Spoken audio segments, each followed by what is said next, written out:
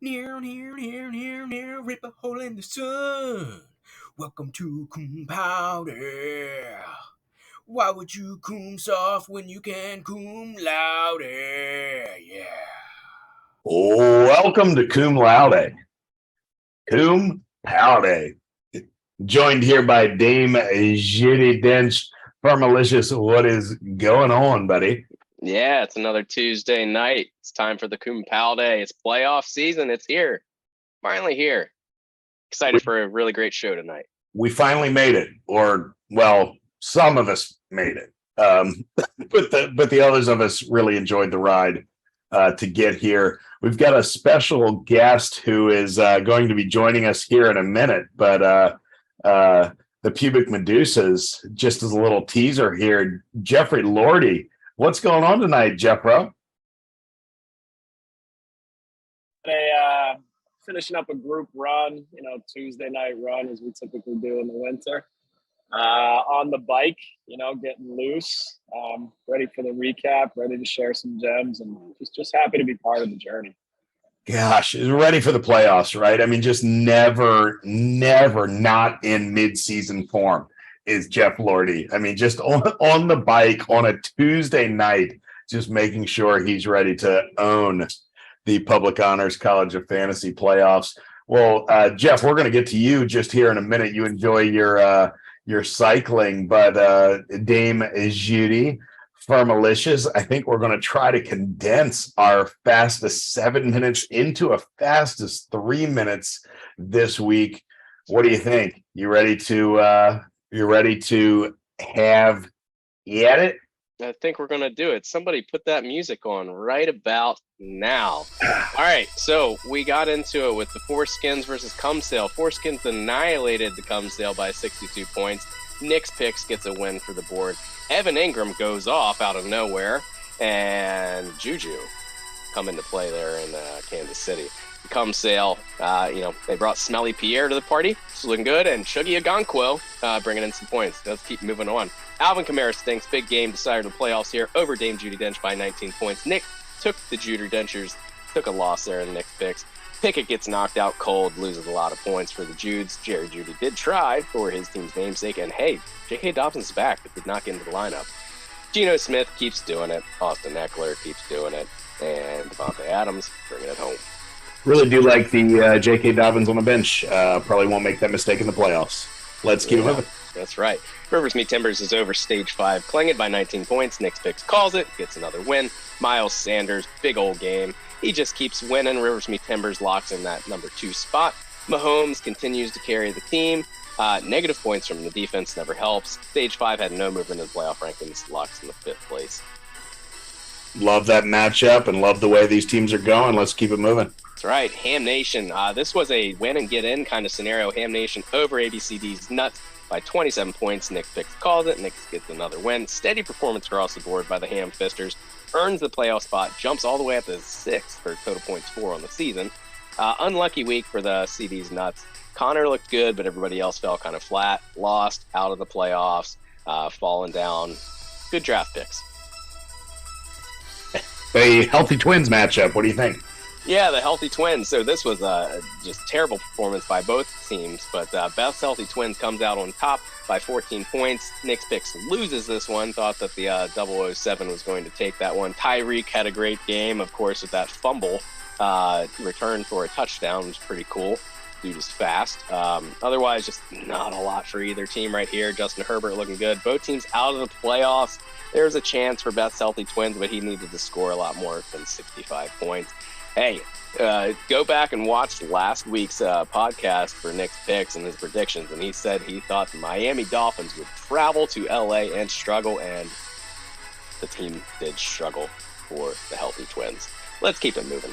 Yeah, I might have won some money on FanDuel in that particular bet. Let's see what's there. You go. League manager Slobs Madovs takes down St. Brown by 4 points. Nick calls it. Nick gets another win. Trevor Lawrence is just balling right now. Gets some big old points. And Justin Jefferson always doing a great thing. Great charge to finish the season. That was like 7 in a row for the league manager, but not enough points to get up into the playoffs. Man, if he had just played some other defense in the Titans D, could it have been enough? Probably not. Jared Goff, we're going to talk about that deal in a little bit, but had a fantastic week. Almost enough to upset Slavs Nadavs, which is the point of it overall. So unnecessary spoiler game there. So nobody makes the playoffs. Sad for the Dubs. Great push towards the end, though. Yeah, as a man who has struggled to find a home here in this league, he may be the most sought-after quarterback moving forward. Let's wrap it up here with what is soon to be our special guest on this program. Final one, the Pubic Medusas yet again has a monster week, wins by 48 points over Carr benched again, but man, I guess you could have played Brady, still wouldn't have been enough. Brady had 12, Carr had 2, not good either way. Hurts McCaffrey and Henry, but what do you expect? Those guys just come in and do exactly what you would expect. Solidifies first place overall, most points overall. We'll talk about it in a little bit, but 5th time of most points in a week. Cowboys running backs producing for the other team, but it's a tough loss. Falls down to 8th, stays in the playoffs, and it's going to be a rematch in the first week of the playoffs between these two teams. So that's kind of fun. Yeah, they will play each other 3 times this year. So, yeah, no, it does seem to be heading in that direction, and ultimately only getting 35 to 36 points out of any running back room going up against the Texans is really not necessarily something to write home about. That seems to be just pretty much regular average performance here. How did that do overall, buddy? Yeah, so Nick's picks was 5-2 that week. No spread. We played it straight up, and overall, to wrap up the regular season, 17-11 for the weeks that we've been picking here. 4 weeks in a row, 28 matchups, 17-11, pretty solid. Yeah, I mean, if you were a betting man, and I know you are, you'd probably want to jump on the bandwagon here with Nick's picks and continue to fade the firm. That seems to be the path towards monetary success and the get-rich-slow scheme that we continue to push here on Cum Paude. You want to take a quick dive down memory lane, a season recap, as we're heading into the playoffs here. Going to pull up the league standings for you. Yeah, we're just going to bring it all together here. So at the end of the season, we've got Medusas and Rivers tied for first at 10-4. Medusas edges out the number 1 seed in the playoffs with total points 4. 1,700 points in the regular season, pretty dominant. Just a quick reminder to everybody that does continue through week 17. I don't think anybody else is anywhere near to challenge. 1657. Okay, so only 43 points back right now for the 5 skins. So Medusas has to continue to play, but got a pretty padded lead right now. Most points against St. Brown and Hutch at 1571 earns the $14.99 for the most beat up team. That is a regular season total, not a full 17-week season. So he has locked that in, the $14.99. Let's talk about the weekly winners here. Okay, so you got $50 if you had the most points in any given week.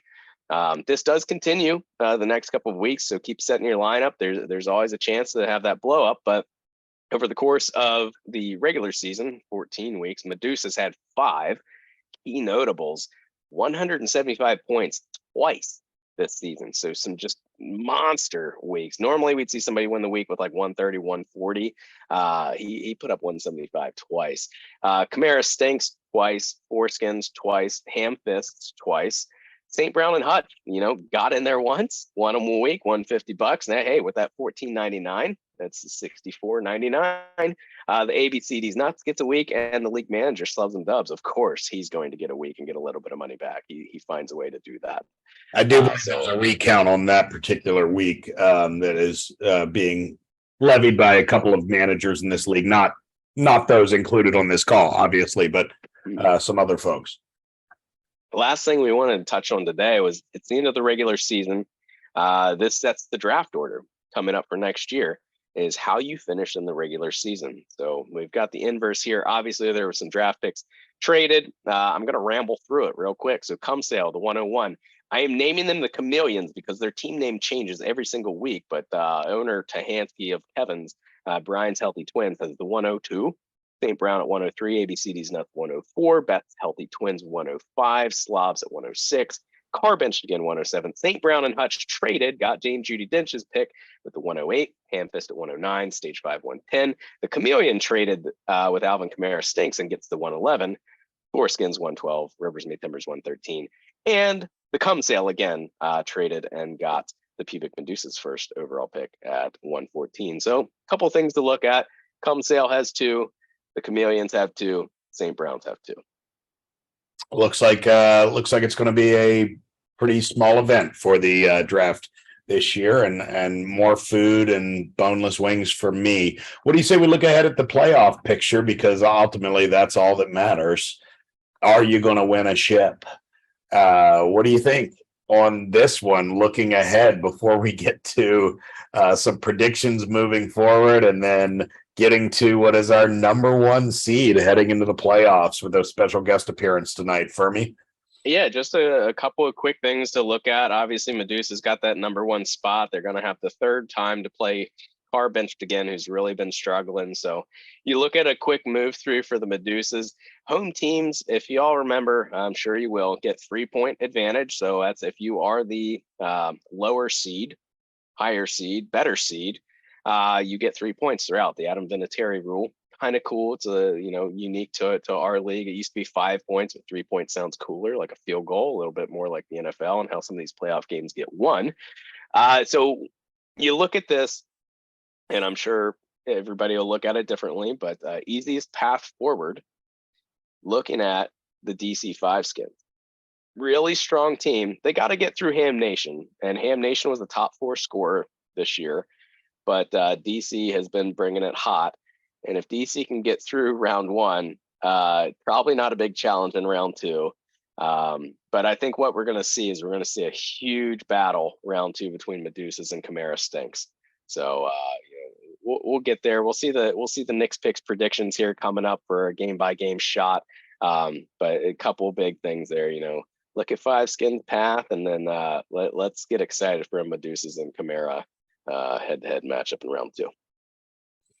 Yeah, and if we're taking it forward here, I do believe, based on that, pretty serious gambling streak that we've got going on here with Nick's picks, let's continue to fade the firm and take a look ahead at what we've got going on here with the Pubic Medusas versus Carr benched again. I believe you said it all. I think this is going to be a cakewalk for Pubic Medusas. I think they're going to roll through this one. Third matchup of the year, and they've had no trouble handling it by 4 touchdowns each game, and sometimes more than that. It's not a bad team on the other side, but you're dependent quite a bit on this Dallas and Jacksonville game really being a high-scoring affair. No reason it can't be, but you're going to need kind of both Dallas running backs along with Christian Kirk to go off. Does Carr, benched again, have the ability to do it? Yeah, I think they do. But are they going to do it? Absolutely not. We've got a 21-point spread, and if Dame Judy will indulge me here a little bit, I would like to pick against the spread this week. It was a little too easy, I believe, last week, just going straight up, and it honestly just won too much money. That's the money that I won, just to be clear, is the money that was left over from John's World Cup auction that was not spent there. So that money's been sitting around somewhere, but I have since claimed that as unclaimed funds. We're going minus 21 for Pubic Medusas, and they're going to go ahead and cover. We're going with the favorites to cover, and I would go ahead and take them by 25 if the number were that high, but I'll buy it at 21. That's good. Takes the Medusas at 21. Let's go ahead and look at Stage 5 versus Alvin Kamara Stinks, plus a 3-point advantage for the home team. Alvin Kamara Stinks is getting stronger and stronger. A big trade for Isaiah Pacheco to shore up that running back room. Devontae Adams is still looking like a number 1 overall wide receiver from week to week, and quite frankly, Christian Watson is leading most wide receivers in the NFL in touchdowns, so is a threat to score at any given week. We've got Alvin Kamara still stacked in the lineup at this point, and I'm not sure if that's going to continue. I'm sure is going to be a point of major contention for Alvin Kamara Stinks as he goes ahead and tries to figure out whether Super Camario needs to be in that lineup. But if so, I think that's not necessarily a bad decision against that Atlanta run defense. On the other side, Stage 5 Klingon, which is kind of just starting a hodgepodge of dudes at this point and doesn't seem to really have too much of any business being here. David Montgomery will probably get slotted back into the running back place in favor of Jermichael Hasty, but without Cooper Kupp and probably without Brandon Cooks, we're looking at a wide receiver tandem that could just be NWI and Adam Thielen. I don't see them getting done. A 28.8 point spread, though, is pretty massive. And are we going to go there? Do you think we've got 30? I think we're going to see this drop to 19 when David Montgomery gets thrown into the lineup there. He's projected for 12.7, I believe, is what it said. So throughout Jermichael, give 9 points there. So I don't see other adjustments happening, right? So that's the only one. So what do you think? You give me a line in 19.5? I think so. All right, I'm going to take the favorite, Alvin Kamara, laying 19.5 on this one. Let's look ahead to Ham Nation, which is one of those teams that on a week-to-week basis no one really seems to want to face because they do have the ability to go off in a powerful way against the DC Five Skins. Guess what? Another team that nobody really wants to seem to face on a week-to-week basis. We've got DeAndre Swift that's finally getting the usage we've been hoping for about 3 years from him. Brian Robinson that's getting some steady play in Washington, and that Josh Allen Steph Diggs connection, which was a little bit lackluster this past week, but is probably one of the steadiest hookups you could ever have on a fantasy roster at this point in the NFL, going against the Josh Jacobs machine, RB1. Wow. Yeah. I mean, the franchise tag level dude just fucking playing for his life, and we love to see it. Against Amon-Ra St. Brown, who could be league winner 2.0, second year in a row. Kenneth Walker, swap him out with Rashad Penny. Is he going with that Seattle running back, Detroit wide receiver, league-winning formula that we saw last year that led a bunch of teams to a fantasy title? I think he is. He could do some potential cancel out or some trade out with Jamal Williams on the bench if he decides not to go with Bam Knight from the Jets. The Michael Carter situation's a little bit weird, and obviously their quarterback got bent in half last week, so we're not really sure exactly what's going to be on. It might be Joe Flacco, hon. Head down to fucking Royal Farms, hon. Get me some Newport 100s, hon. You fucking Joe Flacco, yo. Super Bowl MVP, yo. But I think it's going to be Mike White again with Zonovan Knight in a split backfield. I'd like to see him throw Jamal Williams in there to cancel out some DeAndre Swift touchdowns after a long drive down the field. We've got a spread of 4.7. We're keeping the line that way, and I'm going to go ahead and go with the favorites again. We've got the DC Five Skins to cover 4.7. And finally, moving to our last game of the week, the one that people have been waiting to see. We've got a spread of 8.8 at this point. Rivers meet Timbers, the team that people have been just absolutely trashing all year long, and who all he does, baby, is win ball games. And as Bill Parcells, our hero here, Bumblebee Tuna, you say you are what your record says you are. Rivers meet Timbers, throwing out a lineup with two of the best running backs in the league, Miles Sanders and John Taylor, who seems to be finding his speed, and hopefully will have a little bit more after the bye week. Godwin's a target hog. Curtis Samuel seems like a little bit of a funny play, but looking down the lineup, I'm not really sure who else he'd have there. That's a little touchdown dependent, if you ask me. So is the Kittle play. And Latavius Murray seems to be falling a bit out of favor, though a high ankle sprain for Mike Boone may thrust him into more of just a workhorse role for a team that seems to have a busted up running back room and a quarterback who doesn't know what day of the week it is, going up against Danny Dimes, the Chevy, and J.K. Dobbins in the lineup. Fooled me once. Shame on you. We're not going to have that happen again. We've got the Jude, the Metcalf, the Muth is going to get Luth against Carolina this week. Actually, one of the better ways probably to attack Carolina is through that tight end position. Tough team, honestly, a tough team to move the ball on altogether, and a lot might depend on the quarterback play. And in the flex spot, probably one of the best flex starters throughout the playoffs for any team is Aaron Jones. I actually like the Juters covering the 8.8, covering the 8.5 here. So we've got the dogs on this one. Obviously, I've got you a 4-0. If you're a betting person and you want to lay those down on FanDuel, parlay all 4 of them, see if you can get some decent odds and make yourself some money. Anything to add on that look ahead, Firm, or anything that I missed? Yeah, I think it's going to be some good matchups. I think there's going to be a blowout this week, but I think there's opportunity for some close ones around. I did notice the Five Skins gets Dallas Goedert back potentially. He's in the lineup, still showing on IR, but that's a good add. And although Evan Ingram went off last week, so I don't know. Do you roll the hot hand and go with Goddard and put him back in? Tough to say, but we've talked about it all year. One of the Five Skins' biggest problems was having such a deep roster at both running back and wide receiver, and quarterback really with Prescott and Tua.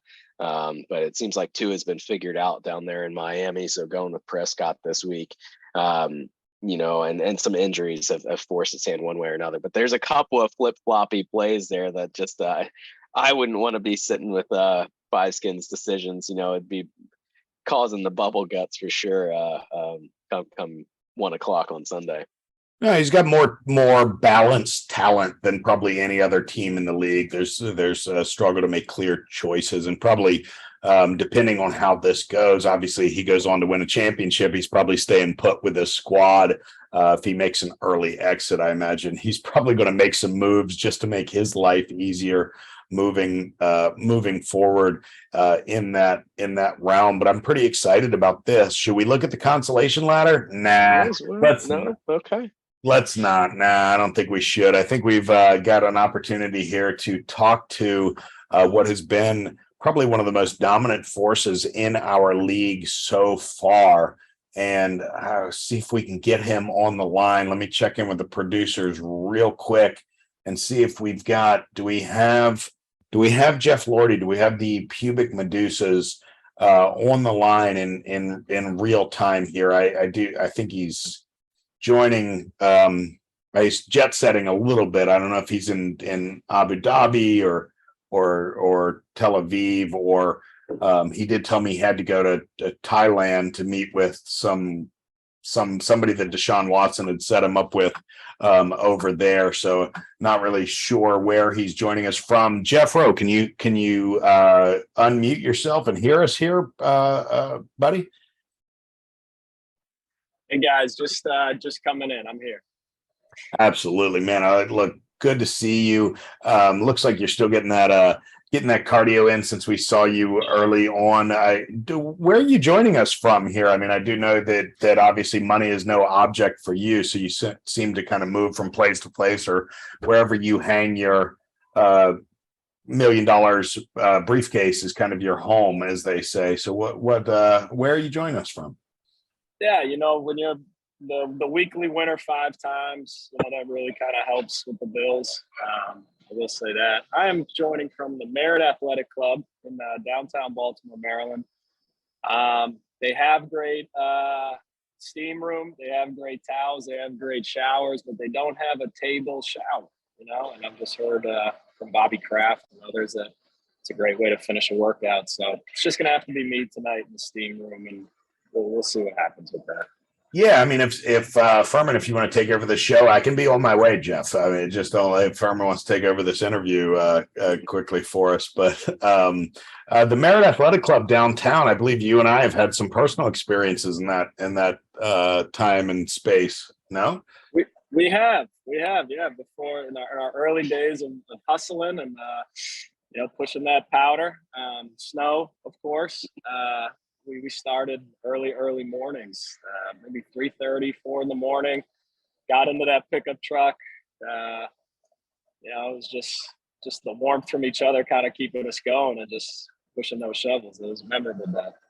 Yeah, no, I mean, and you played right into my background there and talking about the warmth that we created for each other. So let's move forward here and talk just a bit about what's going on. Look, man. You're entering into the playoffs here. You're the overall points leader. I mean, just crushing it, right? I mean, you're 700 points above what ended up being our last place team, which is quite frankly doubling somebody up. You're the number one seed, 5 times most points in a week. I mean, what's the strategy that you're using for those managers out here who may want to try to replicate this formula? It's a copycat league. What kind of strategies are we using here to make sure this performance is so dominant? Yeah, I think it's been a, kind of a win now while still keeping the window open long enough. So I think dealing for McCaffrey last year, trading a first round pick for that, I think kind of helps that process. I think people, we can be tentative sometimes and kind of hoard draft picks. But I think if you got a guy who's 26, 27, still, I'm optimistic.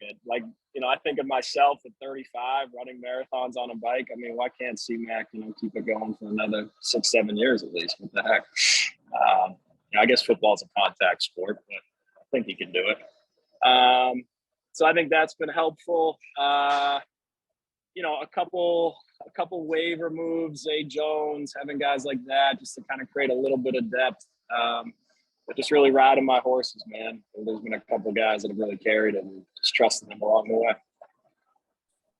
Yeah, and you bring up C-Mac CMC, who is seeming to be probably the starting quarterback for the 49ers moving forward here. Who's better in bed, you or Christian McCaffrey? I think you either go with C-Mac, or someone that they just refer to as the Hoss, you know what I mean? The trouser snake, if you will. I think one nickname speaks for itself, much larger than another. So if you're a woman watching this show, which is very unlikely, but if you were, and if size mattered to you, the answer is to go with Jeff Lordy over CMC, is what you're saying? Pretty much. Following the Nike swoosh, just do it. Got it. Wanted to clarify. So we've got, big scoring team, right? 175 points twice. You're up there flirting with the all-time league record in what is a down scoring year throughout the NFL and throughout fantasy football. You're still up there with it, but at the same time, you've laid a couple of eggs. You've been under 100 points 6 times too. Any concerns about this roster construction as you make this final push towards a championship? I think so. I think even if you're in first, you got to be cautiously optimistic. I don't think you can be super confident. Anything can happen week to week in fantasy. I think my team can be a little touchdown dependent. Obviously the half point PPR helps. But I think if the running backs aren't finding the end zone, that makes my team a little more average in comparison to others. Yeah, but your running backs seem to find the end zone more often than they don't. To your good fortune here, you touched a little bit on your roster construction and how that looks going forward. What do you think? Is this kind of a one and done, fuck them picks, Rams kind of thing where it's like next year you're going to have to completely rebuild? Or do you have a 3-year window here? At what point are we in store for an overhaul of the Pubic Medusa's roster? Yeah, I think 3-year window seems good. Having an elite quarterback, Hurts is just, he's the bedrock to the team. He's the heartbeat of it all. I think Kelsey still, while aging, I think still has years within that offense. He hasn't shown signs of slowing down. The running backs, there is a short shelf life. It typically comes to backs, but I don't think 26 and 27. I don't think that's 30, 31. I think, that gets blown out proportionally a bit. So I think a 3-year window with some decent young talent that, might hit the receiver spot. But as long as the quarterback and tight end are still there, I think that's going to make a big play. No, I love the confidence, love the general manager you've got there and the confidence that you have in him, which I'm told is just your penis, is the GM of your squad. So love the confidence that you and quite honestly, many of the women in Southeast Baltimore have in your general manager. If you were to go take a quick look through your roster, right, and it's like, okay, yeah, I don't want to do fuck, marry, kill here, but if we're looking, okay, who's the number one? Who's the guy that's like, okay, this guy, he's our dude. He's getting the game ball. He's getting the bottle of champagne. And then conversely, it's like, all right, dude, as soon as somebody hits the waiver wire, you're the first one out. Let's talk about the positive first. Who's our star? Who's the guy you love? Who's the guy you would hate to lose? Yeah, it's funny because I actually think he's underrated in some ways. I don't know how, but I think I sort of underrate him. And I think it's the quarterback. I think it's Hurts. I don't always give him the credit. It's just sort of like a set it and forget it. He's got 6 weeks of 30-plus points. He's got 1 week in the teens, and the rest are in the 20s. So, I mean, it's just like so consistent. Legs, arms, his passing this year. He'd be the MVP if I were voting in the football, in the real league. So I think it's him. I think it's Hurts. It all just goes with him, and he can consistently give you 24, 25, 26 on a down day. So that's just a pretty awesome floor that he establishes. It's funny because I was considering moving him at one point with another manager in the league last year. He was on the block and Fields was on the block. We stuck with Hurts, and he's proven to have the ability and taken that confidence that the GM has put in him. The GM put some confidence in him, huh? That's put a lot of confidence in him. Yeah, put all the confidence he's got in there. That's really good to hear, given the arc of this interview, and the dude you're willing to cut. I mean, who's walking the plank here from Team Medusa? Yeah, I think it's another quote unquote star. Mike Evans joined the team in the middle of the year. I think he's had a hard time finding chemistry with the rest of the Medusas. I think it's hard, right? I mean, stars move cities all the time, and there's the media, there are the expectations, and you're joining a first place team. So I think he's had a hard time fitting in, and we want to give him another shot. But at this point, the GM's going to go with whoever's playing the best, and that's what you got to do. So Mike Evans might be watching and cheering for the team as opposed to being part of that playoff game. Hey, I mean, and what we've learned here is if any player's not giving the GM exactly what it wants, they can be replaced with somebody who will. Looking at this roster, and I think or this playoff bracket, and I think I know what you're going to say, but I mean, who's going to win it all? We're going to go with the pubic Medusas. All right, good. And we're going to take the chalk. If not the pubic Medusas, then who's going to win it all? So it's interesting. I think the best matchup, the most exciting matchup of the week, you guys touched upon it a little bit. I think it's Ham Nation and the Five Skins. The Five Skins have been chasing points, me all year long. They've got depth. And I think I had gone on record with another league manager saying I didn't want to face Ham Nation in the first round, just with the double dip opportunity with the Bills there. Some inconsistent guys, but guys that can boom any week. So I would go the Five Skins as the other best option, but I think that first round game is going to be really close. Yeah, don't want to play whoever comes out of that matchup, it sounds like. And if you were to, in kind of year, I suppose, 2 of this dynasty league here, if you were to give any wisdom to somebody that's wanting to play dynasty fantasy football, as somebody who's clearly mastered the craft very early on, what would you say? No, I would say you got to go with your gut. You gotta trust the path. If you feel like a deal has to be made, in Dynasty, it's one of those things where you might look back on it with regret, but you can just take it as a learning lesson. So I think about my trade for Mike Evans. You give up Justin Fields and a pick, and hey, I don't know if I would make that same mistake again. But we learn from the moves that we make. We try to be a little bit better every day. And I think fantasy helps teach you that.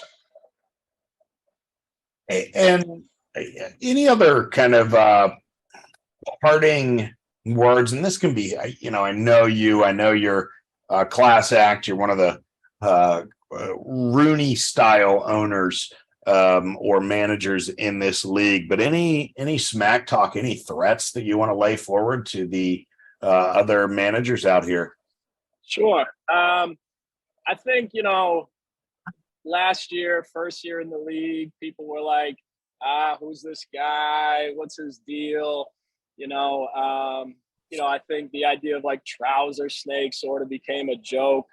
And granted, that does exist within our locker room, the trouser snake mascot.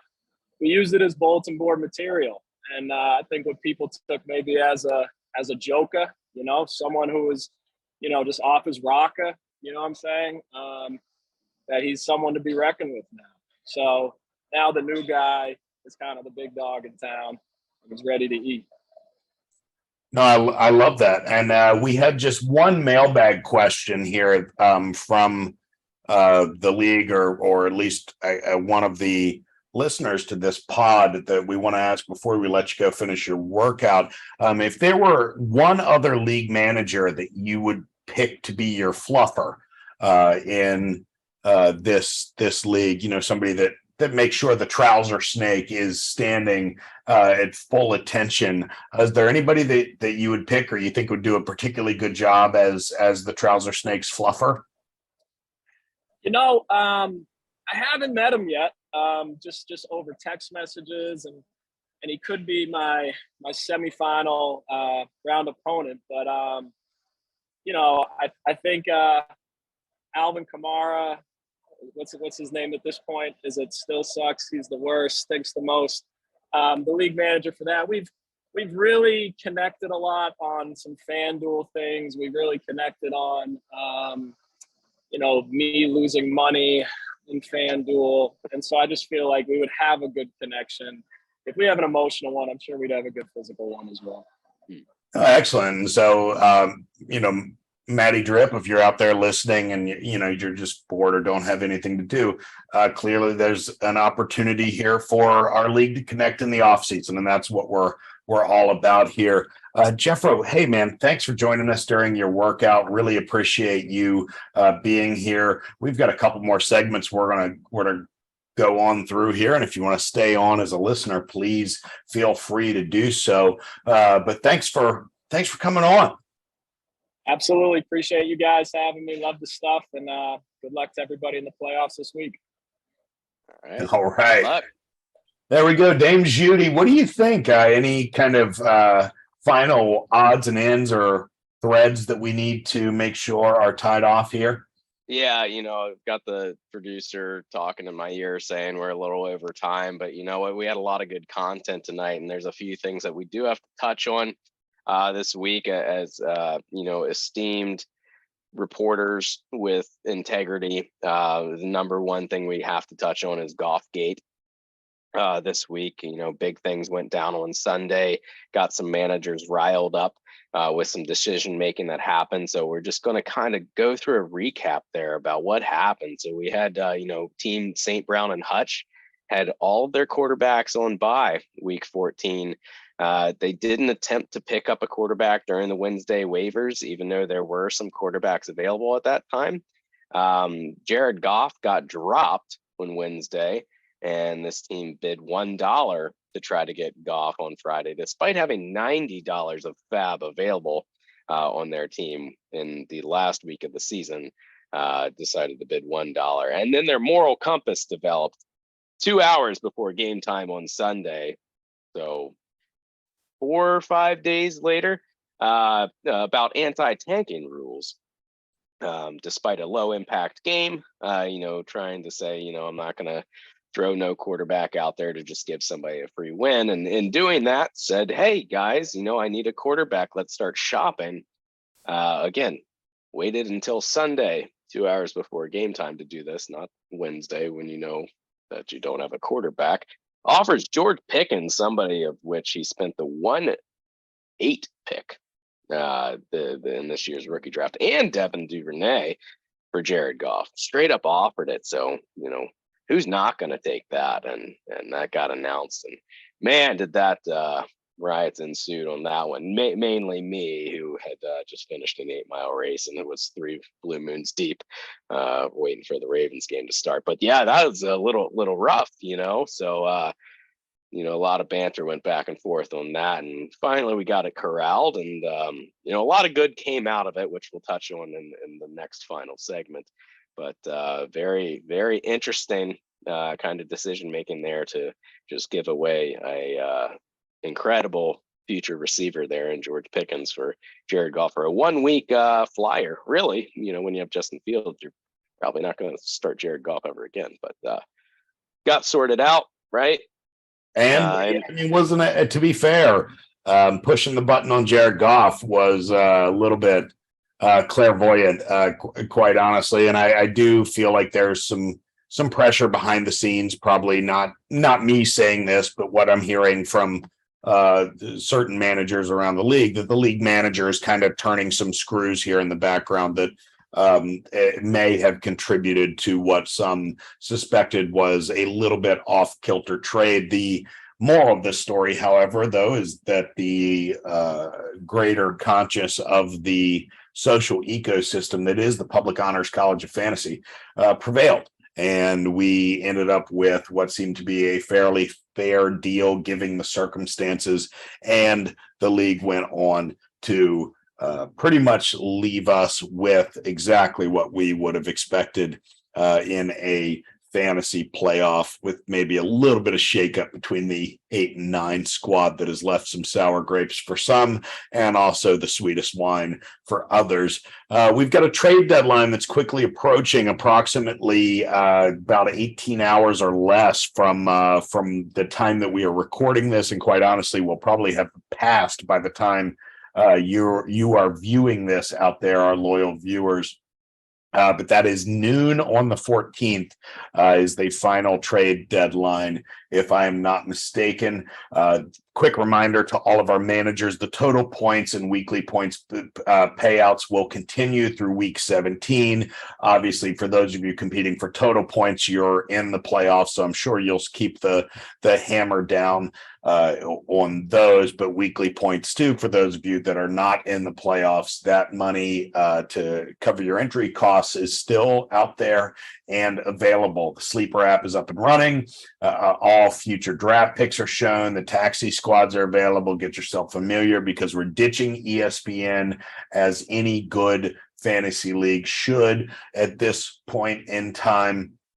A few things that have been proposed through the league and through our mailbag on Twitter and by some of our billionaire benefactors are, do we want to see a counter offer period for trades? Something to think about during the offseason. Will be happening at the off-season managers meeting. Do we want a weekly trade deadline such that trades can't happen just kind of right before a game? What is the future of our defense and kicker positions? That seems to be kind of set in stone for a phase out, but that process needs to be hammered out. We're looking forward for a rookie draft in June or July, a little bit earlier. The taxi squad will accommodate some of the fears that people had about injuries, and that will mimic the NFL a little bit more. What do we want to do with off-season transactions?